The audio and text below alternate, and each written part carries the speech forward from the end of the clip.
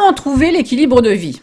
Si j'accompagne avec les contes, c'est que ce sont des histoires extraordinaires qui donnent dans leur miroir magique des solutions extraordinaires. Eh bien, le monde ne changera pas sans trouver des solutions innovantes, sans être créatif, sans trouver des points de vue nouveaux.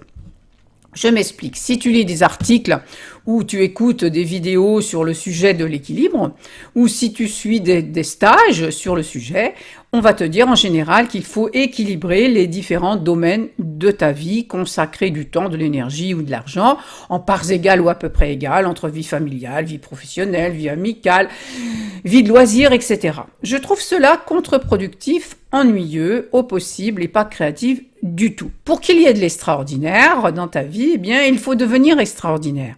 Il faut chercher l'extraordinaire, le génie en toi, et tu ne le trouves pas en mettant à plat toutes les facettes de ta vie, en nivelant le niveau de tes expériences.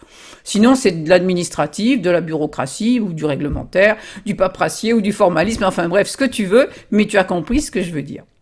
Prenons un exemple concret. Préfères-tu avoir plein d'amis plus ou moins intéressants, plus ou moins ennuyeux même, ou un ou deux seuls amis vraiment super, avec lesquels tu t'éclates, tu apprends des choses, tu vis des trucs extra, tu te sens un aventureux, une aventureuse, un héros, même une héroïne.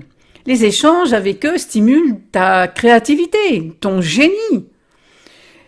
Je vais te raconter le début d'un conte qui illustre ce que je veux dire. Mais avant, eh bien, laisse-moi te dire que sous la vidéo, si tu veux faire de ta vie un conte, une vie extraordinaire, un conte de fées, eh bien, tu trouveras des ressources.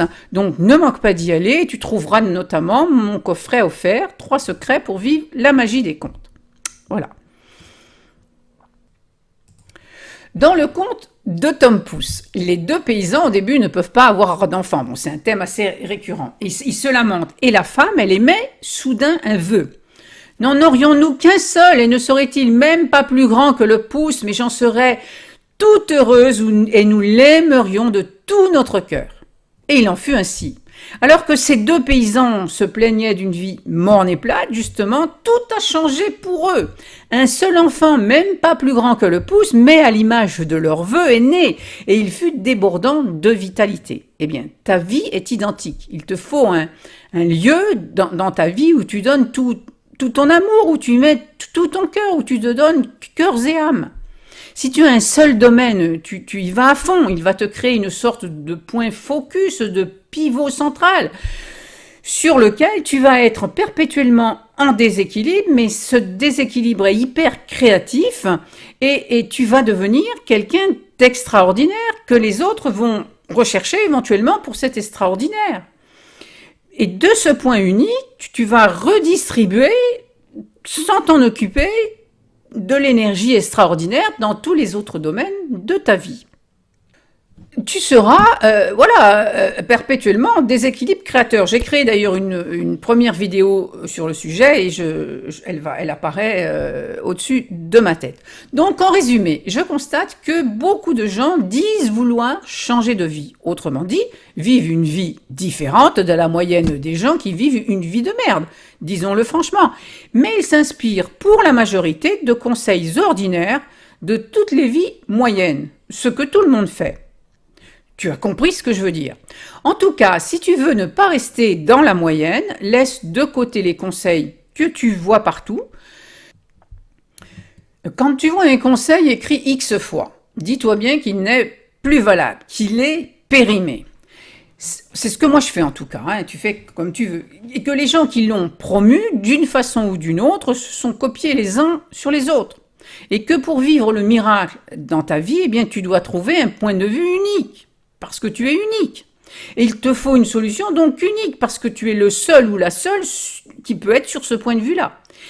C'est pour cette raison que les contes sont des histoires avec des solutions grossières. On n'a jamais vu un enfant vivant pas plus gros qu'un pouce, ou des bottes avec lesquelles on fait des pas de 7 lieues, ce qui équivaut à 28 km.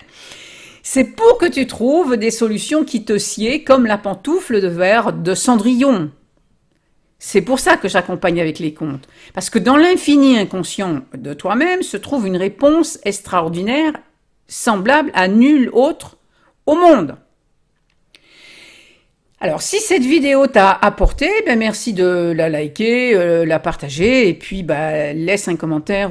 Est-ce que tu as déjà suivi ce conseil? Est-ce que tu as essayé de le mettre en application? Et qu'est-ce que ça a donné d'extraordinaire, enfin? Est-ce que ça a donné vraiment quelque chose qui te fasse vibrer? Regarde sous la vidéo les ressources et tu trouveras un lien pour télécharger mon coffret, 3 secrets pour vivre la magie des contes, et puis intègre ma communauté, le royaume amoureux. Un royaume ensorcelé qui appelle sa délivrance. Donc en tous les cas, à bientôt dans une autre vidéo extraordinaire. Ciao!